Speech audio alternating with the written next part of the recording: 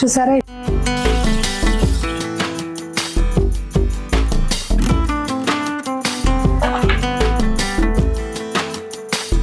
Sweet కావాలనుకున్న వాళ్ళు sweet తింటారు, హాట్ కావాలనుకున్న వాళ్ళు హాట్ తింటారు.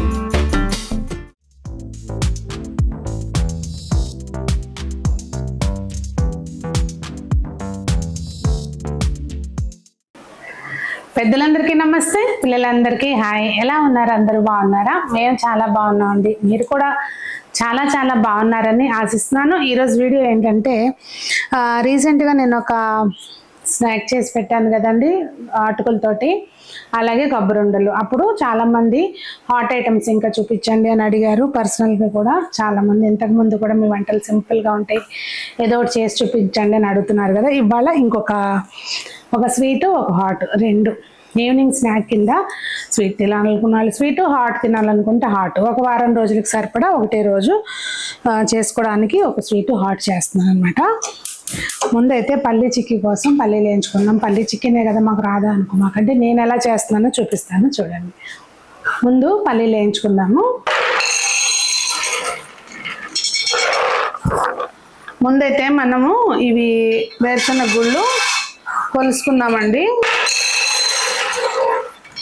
నేను అనుకున్న కరెక్ట్గా 2 అవుతాయి అని, కరెక్ట్గా 2 అయినాయి. కొలతకి మీరు ఏది తీసుకున్నా పర్లేదండి. ఫస్ట్ దేనికైతే ఏదైతే గుళ్ళు కొలవడానికి తీసుకుంటారో అదే మనం మళ్ళీ బెల్లానికి కూడా తీసుకుంటే సరిపోతుంది. ఇంక ఇవి మీకు తెలిసిందే కదా, పల్లీలు వేయించడం అనేది కాస్త ఓపిక్గా వేయించుకోవాలి. మీడియం ఫ్లేమ్లో పెట్టుకొని, మరీ హై ఫ్లేమ్లో పెడితే పైన మాడిపోతాయి, లోపల ఆగవన్నమాట. సో ఇవి మంచిగా వేయించుకోవాలండి. ముందు ఈ వేయించి పక్కన పెట్టుకున్నాం అనుకోండి, ఈ ఆరే లోపల మనము హాట్ చేసేసుకోవచ్చు అనమాట. ఏదైనా మనము టైం బ్యాలెన్స్ చేసుకోవాలి కదా, ఫటాఫట్ అయిపోయేటట్టు చేసుకోవాలి. సో ఇవి వేయించేసి పక్కన పెట్టుకున్నాం. పల్లీలు వేయించుకున్నాక ప్రాపర్గా వేగినాక తీసేస్తాం కదండి. తీసినాక ఏమైనా డస్ట్ ఉంటే తుడిచేసుకుని అదే మూకుళ్ళకి గ్యాస్ ఆఫ్ చేసేసుకోండి. ఎందుకంటే ఇది ఇది నేను తీసుకున్నది అయితే క్యాస్ట్ ఐరన్, బాగా మందంగా ఉంటుంది. ఒకవేళ గ్యాస్ ఆన్లో ఉందనుకోండి మాడిపోయినట్టు అయిపోతాయి. సో ఆ వేడి చాలాసేపు ఉంటుందండి. సో అందుకని నేను ఇక్కడ గ్యాస్ ఆఫ్ చేసుకున్నాను. మీరు పెట్టుకున్న పాత్రను బట్టి చూసుకోండి. మీరు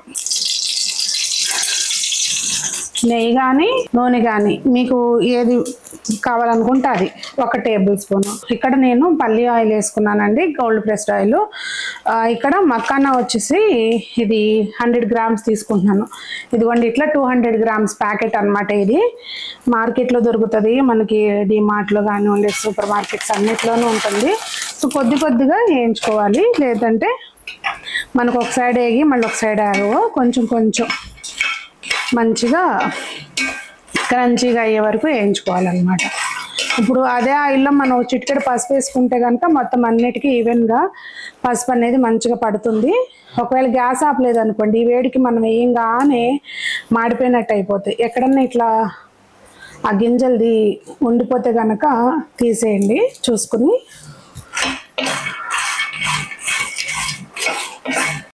అన్ని వైపులా సమానంగా ఎగేలాగా ఇలా మనం కదుపుకుంటూ ఉండాలండి. చక్కగా ప్రాపర్గా ఎగితే అప్పుడు ఇవి మనకు కొంచెం కలర్ మారి ఇట్లా ఏగంగానే ఆ వేడి తగ్గినప్పుడు మళ్ళీ మనం గ్యాస్ ఆన్ చేసుకోవాలండి. ఇదిగోండి ఇట్లా మనకు కొంచెం చేతితోటి చిటిపితే ఆ కరకరలాడేది తెలుస్తుంది కదండి. అట్లా కొంచెం కలర్ చేంజ్ అయినాక మనం దీన్ని వేరే బౌల్లోకి తీసేసుకోవాలి. కావాలనుకుంటే ఇట్లా కూడా చక్కగా తినొచ్చండి. మనం ఇలా తినాలనుకున్నప్పుడు ఏంటంటే చక్కగా నెయ్యి వేసుకుని వేయించుకుంటే బాగుంటాయి. కొంచెం నేతిలో ఒక చిటికెడు పసుపు, ఒక చిటికెడు ఉప్పు వేసేసుకుని వేయించామనుకోండి చక్కగా బాగుంటాయి అన్నమాట. ఇట్లా కూడా తినొచ్చు. ఇప్పుడు వీటిని ఇదిగోండి మనం చక్కగా అన్ని తీసేసుకున్నాం కదా. ఇప్పుడు మిగిలిన ఈ మక్కన్ని కూడా ఇంకొక టేబుల్ స్పూన్ ఆయిల్ వేసుకుని వేయించుకోవాలన్నమాట. 100 గ్రామ్స్ అండి ఇవి నేను తీసుకుంది. అంటే ప్యాకెట్ వచ్చి 200 గ్రామ్స్ది, దానిలో సగం వేసాను అనమాట. చూసారా, ఇందాక అందుకే గ్యాస్ ఆఫ్ చేశాను. వెంటనే ఆయిల్ వేడెక్కిపోవటం, వెంటనే మాడిపోయినట్టు అవ్వటం అయిపోతుంది అనమాట. సో చూసుకుని మనం వేయించుకోవాలి. నేను గ్యాస్ ఆన్ చేయలేదండి, ఇక్కడ కొంచెం ఒక పావు స్పూను ఆయిల్ తీసుకుని అందులో ఒక టేబుల్ స్పూన్ ధనియాలు, ఒక హాఫ్ స్పూను జీలకర్ర వేసి వేయించుకున్నాను. ఇక్కడ ఇది మంచిగా వేగిపోయినాయండి. ఇప్పుడు దీన్ని వేరే బౌల్లోకి షిఫ్ట్ చేసేసుకోవాలి. కొద్దిగా ఒక హాఫ్ స్పూన్ ఆయిల్ వేసుకుని దీనిలోకి ఇదిగోండి ఒక సగం బౌలు పల్లీలు ఫ్లేమ్ మరీ హైలో పెట్టుకోవద్దండి, కాస్త ఓపిక్గా చేసుకుంటే టేస్ట్ అనేది బాగుంటుంది. సో పల్లీలు సగం వేగినాక పల్లీలు తీసుకున్నంటే ఇక్కడ కొబ్బరి ముక్కలండి, ఎండు కొబ్బరి సన్నగా కట్ చేసుకోవాలి. ఇట్లా ఇదిగోండి ఇలా సన్నగా కట్ చేసుకోవాలి. పల్లీలు సగం వేగినాక కరివేపాకండి బాగా ఒక 5-6 రెబ్బలు వేసుకోవాలి.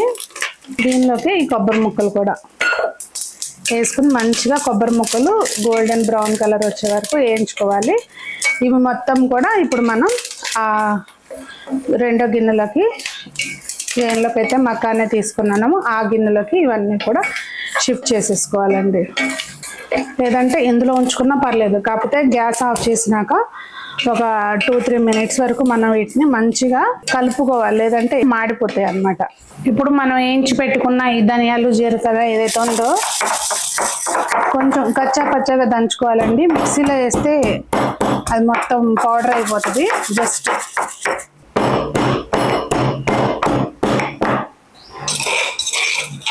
చూసారా ఇట్లా జస్ట్ కొంచెం కచ్చాపచ్చాగా దంచుకోవాలి. కొంచెం జస్ట్ ఒక పావు టీ స్పూన్ అంతా ఆయిల్ వేసుకోవాలి. ఆయిల్ వేడెక్కినాక ఇదిగోండి ఇప్పుడు మనం మసాలా దంచుకున్నాం కదా అదే రోట్లోకి వేసి దంచాలి, అందుకని కలర్ అట్లా ఉంది. ఒక 10 వరకు వెల్లుల్లి రెబ్బలండి. ఇది మీ ఆప్షనల్ అనమాట. వెల్లుల్లిపాయ తినని వాళ్ళైతే స్కిప్ చేసుకోవచ్చు. ఆరోగ్యానికి చాలా మంచిదండి వెల్లుల్లిపాయ. కొంచెం పసుపు కలర్ కోసం, అలాగే మొత్తానికి సరిపడా కొంచెం ఉప్పు నేను ఎందుకు దూరంగా వేస్తానంటే వెల్లుల్లిపాయలకి పట్టేస్తాను చెప్పి కొంచెం ఉప్పు. ఇక మీరు తినేదానికి అనుగుణంగా కారం. గ్యాస్ ఆఫ్ చేసేసుకోవాలండి కారం వేయంగానే, లేకపోతే ఇంక ఇంట్లో ఎవరు మెంబర్స్ ఉండే పని లేదు.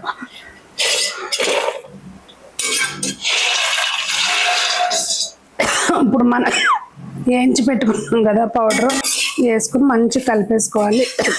ఆల్రెడీ గ్యాస్ ఆఫ్ చేసినా కానీ గొట్టొచ్చేసింది.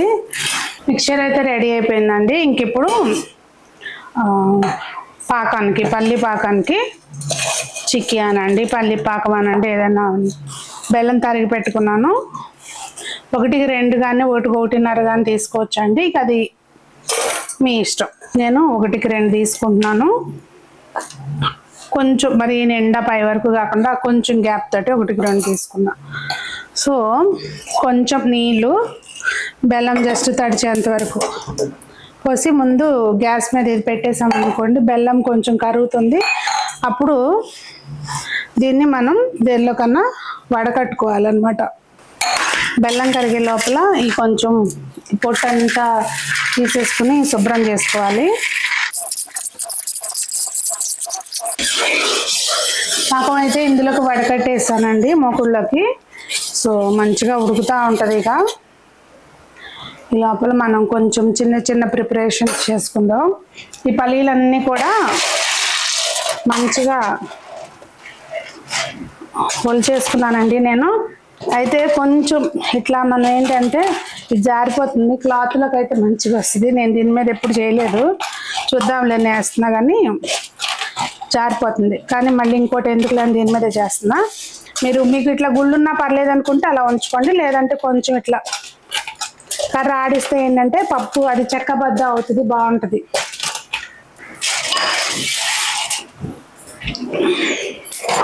ఆప్షన్ బి ఇదిగండి.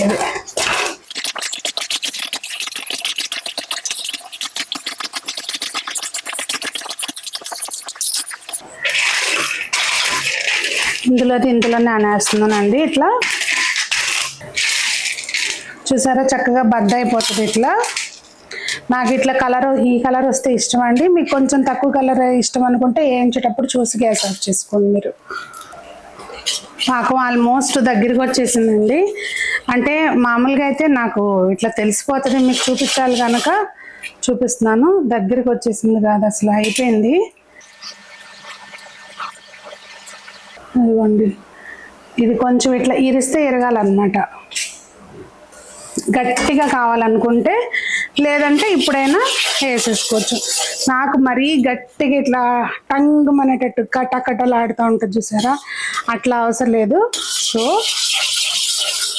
చూసారా, మీకు అన్నోరగా తెలిసిపోతుంది కదా. అట్లా ఈ టైంలో ఏంటంటే కొంచెం ఒక చిటికెడు సోడా ఉప్పు అండి, కొంచెం, చాలా తక్కువ, కానీ జాగ్రత్తగా కలుపుకోండి. సోడా ఉప్పు వేసినాక చూసారా ఎట్లా అయిందో మనకు పాకం పొంగుతుంది అన్నమాట, చక్కగా బొరబొరలాడుతుంది. ఈ టైంలో కొద్దిగా నెయ్యి టేస్ట్ బాగుంటుందండి, వేసి కలిపేసుకుని మంచిగా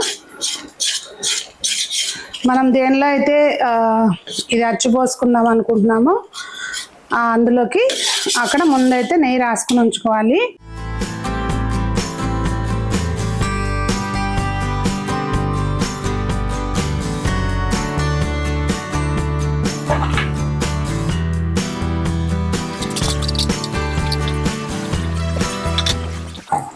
నాకు యాక్చువల్గా ఇక్కడ ఈ కెమెరా ట్రైపాడ్ అడ్డం ఓ పక్కన ఎండకి అసలు ఇది ఎటు వీలు కావట్లేదు అనమాట సరిగ్గా రోల్ చేసుకోవడానికి. సో మొత్తానికి ఇట్లా పలచగా వేసుకుని వేడిగా ఉండగానే కొంచెం మనం లైన్స్ పెట్టేసుకున్నాం అనుకోండి, మంచిగా వచ్చేస్తుంది. సో ఇందాక కలిపిన తర్వాత మీకు చూపించలేదు కదండి, చక్కగా ఇట్లా ప్రాపర్గా మిక్స్ అయిపోతే ఇలా ఉంటాయి అన్నమాట. మంచిగా క్రంచీగా అలా ఉంటాయి తింటుంటే. ఇదిగోండి, ఇవి మనం వేరుశనగపప్పు పాకం అన్నమాట. సో చక్కగా ఎవరైనా హ్యాపీగా చేసుకోవచ్చు. ఈ వారం చిరుతిండి అనమాట ఇది. ఇవాళ చూసారు కదండి ఎంత సింపుల్గా చేసుకున్నామో, 2 రకాలు.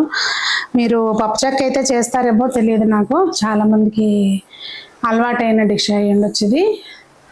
సో మీరు ఎలా చేస్తారు? ఇట్లా మెత్త పాకం చేస్తారా, బాగా గట్టిగా నవిలి తినేది చేస్తారా అనేది కామెంట్ చేయండి. నాకైతే కొంచెం ఇట్లా ఇష్టం అనమాట, మరి పంటకి గట్టిగా లేకుండా ఇట్లా ఇష్టం.